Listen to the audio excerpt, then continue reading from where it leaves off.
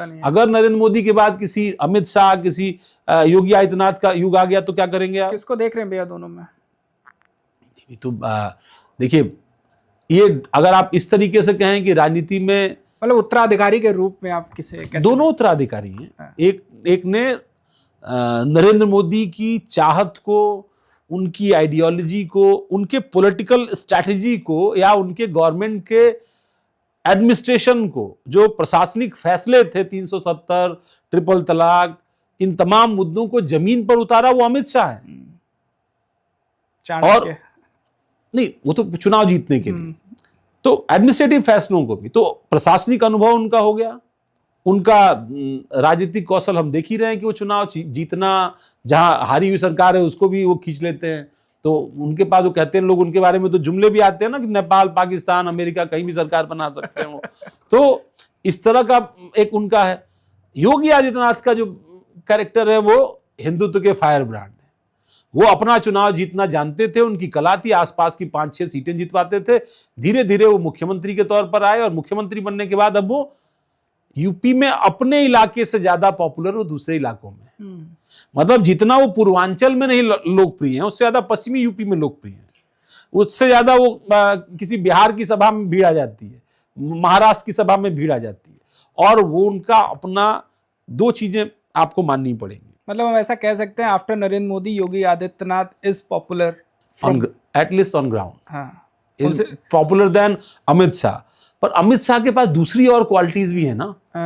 ऐसा नहीं कि राजनीति में केवल पॉपुलैरिटी आपका एक पॉइंट हो सकता है, पर पॉलिटिकल मैनेजमेंट, एडमिनिस्ट्रेटिव आपका एक्सपीरियंस, सत्ता में किस तरीके, सत्ता हस्तांतरण इस तरह नहीं होता है। और जब कोई फैसला होता है, पार्टी सामूहिक फैसले होते हैं, ऐसा नहीं कोई एक लीडर, कितना भी कोई कह ले कि एक लीडर करता है, पर एक लीडर नहीं करता है, 2-3 लोग तो कम से कम मिलकर के तय करते हैं। कोई संघ तय करता है, कभी कोई तय करता है। भाई साल 1.5 साल अभी लग गया होता, आपको ऐसे थोड़ा ना है कि राष्ट्रीय अध्यक्ष तय करने में लग जाए। पर किसी को आपको संतुष्ट करना पड़ता है, कोई मैसेज देना पड़ता है, आपसे कुछ सुनना पड़ता है कि आप क्या चाहते हो। तो आपने बता दिया 3 ये बिंदु चाहिए, अब नाम कोई तय कर लेंगे, 3 बिंदु आपके पूरे हो जाएंगे, अब तो आप नहीं बोल पाओगे। तो वहां बात फंसती है।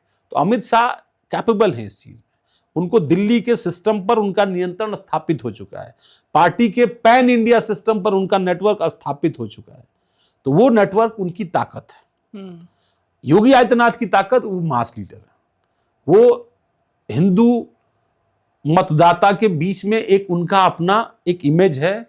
और उन्होंने लॉ एंड ऑर्डर को लेकर के among all BJP chief minister एक इमेज बनाई है, जिसका कॉपी बहुत सारे लोग करते हैं कि वो जो माफिया के खिलाफ उन्होंने स्टेप्स लिए, चाहे बुलडोजर एक्शन लिया, चाहे किसी के इनकाउंटर हुआ, तो एक नैरेटिव बना और लोगों ने उसको कॉपी किया, तो लोगों को वहां भी मजा आया। मध्य प्रदेश में बुलडोजर चल गया, राजस्थान में चल गया, असम में चल गया, तो लोगों को लग रहा है यार ये आरोपी है, इसका घर ढहा दिया या इसकी बिल्डिंग गिरा दी।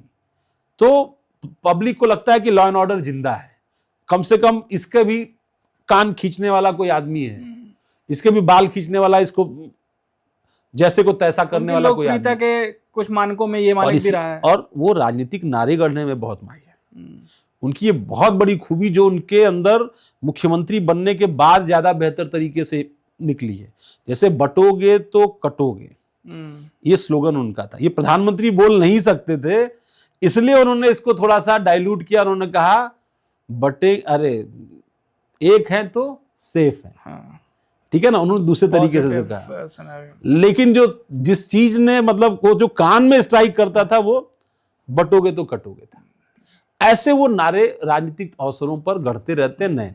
भैया पिछले कुछ दिनों में हमने